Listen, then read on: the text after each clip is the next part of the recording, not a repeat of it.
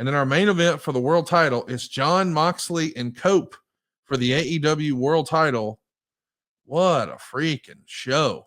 What are you looking forward to the most on this one, Jeff?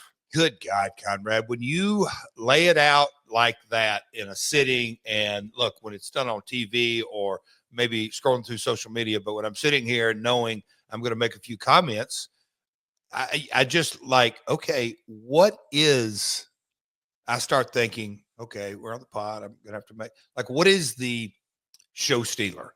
What is, in my mind, wouldn't want to bark it too loud, what's going to be the most difficult match? And obviously I don't know the order of the match, but I mean, man, I sound like Nick Goulas. Main event after main event after main event.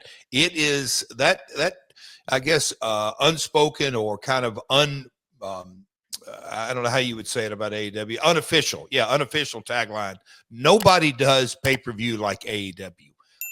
It is going to be 4 hours of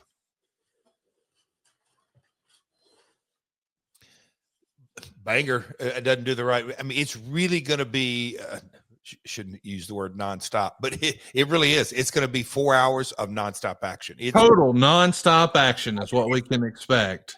But it is. But the thing as I watch, like, I want to watch Kenny. I just think his storytelling, once the bell starts and you mentioned Will and Kyle, but I'm personally attached to it on a distant level. I think Hangman and MJF have their work cut out because of the build they've had. I have a feeling one, if not both of those guys, are going to walk away from this match very banged up. Not a little banged up, very banged up. It's going to be super physical. I know both those guys, they're going to do what they have to do to get as much of the spotlight as they possibly can. Hell of a card. A hell of a card. Tickets on sale now at AEWTIX.com. Be there in person. I might actually make the last minute trip out to see this one, Jeff. Okay, come on. I got a call later today and one tomorrow, and depending on how those go, I may actually try to slide out there. We'll see what happens. Coach Rosie's going to be in the house. Him and his son will be attending. Ash Perez is with us live and says he's got a hot take. Toni Storm versus Mariah May needs to main event. What do you think about that? I mean, do you think we're at a place? I mean, it is one of the best storylines of AEW history. Fans are engaged with it, but it does feel like it is more tradition that the AEW world title, the men's world title, would be the main event spot. Do you think there's a chance that Toni Storm and Mariah May go on last? And is that a blessing and a curse when a card is stacked like this? I mean, I think it would do. Yeah, I think it'd do the match a disservice to put it on last. Okay. I think the story, without question, and like you said, one of the best stories in recent AEW history, no doubt about that. But my wisdom as an executive producer tells me that you better have story, you better have athleticism, and you better have star appeal and have the ability to cut your match short or go long if you're going on last. I would not want to put that match in that position for a number of reasons, but I don't think anybody on the planet would say, yeah, Mariah and Toni, they're better athletes than Kyle and Will. I just don't think you're going to say, oh, they're better athletes than Takeshita and Omega. I just don't think you would say that. And so that's why I think it'd be doing the match a disservice. Should it go on late? Absolutely. I'm kind of looking at that thing and off the top of my head, that cage might, and look, the world title, yes, I understand that completely, but that cage is going to be really hard to follow. It is interesting because I don't think a lot of us think like you do. I mean, you think like a wrestler. I want to ask, when you are laying out all these different cards, all these different matches that are on this card, if you were able to make the call, what would go on last? Now, you thinking like a wrestler or thinking like a promoter? I'm asking you as a promoter, the guy who's had to ultimately make the calls, like what would you open the show with and what would you close the show with? Because from what I understand, and what the hell do I know, the two most important spots on the card are let's get them hot and then let's send them home happy. So if we're talking about sort of the bookends of the show being the most important, I know in traditional television we say, oh, it's the crossover. So the start of the show, the crossover, and the end of the show. But on a pay-per-view, I always hear it's sort of the shoulders. What would you start with? What would you finish with, Jeff?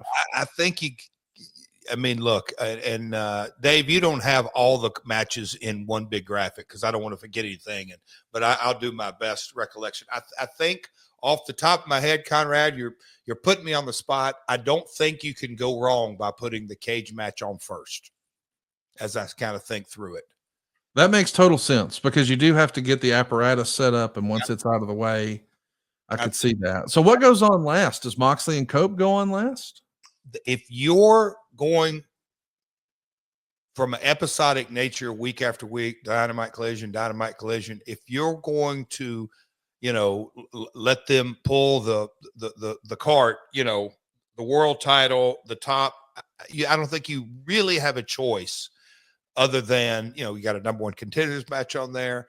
You've got Takeshita's belt, you got a bunch of title matches, all that. If you're the AEW world title, which I firmly believe sits on top, you got to put that on last.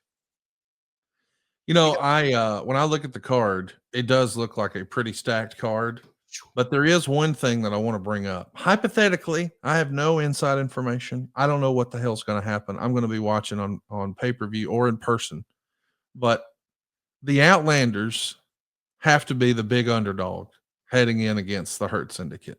Outrunners. When I say, I'm sorry, yeah, Outrunners. My apologies. The Outrunners, if they somehow pull up an upset victory here, would that be one of the craziest pops? I mean, it feels like it would be a major upset, but one that immediately makes them stars. The groundswell, and look, Conrad, this is right up your alley. If there's one thing that if you're describing to a lapsed fan or network executive or somebody who's never watched wrestling, what would you say about the Outrunners? They're selling nostalgia. Yes. That is, and in a obviously entertaining and over the top way, but in a really feel good way. Self-deprecating. They're leaning into it. There's all the kind of positives.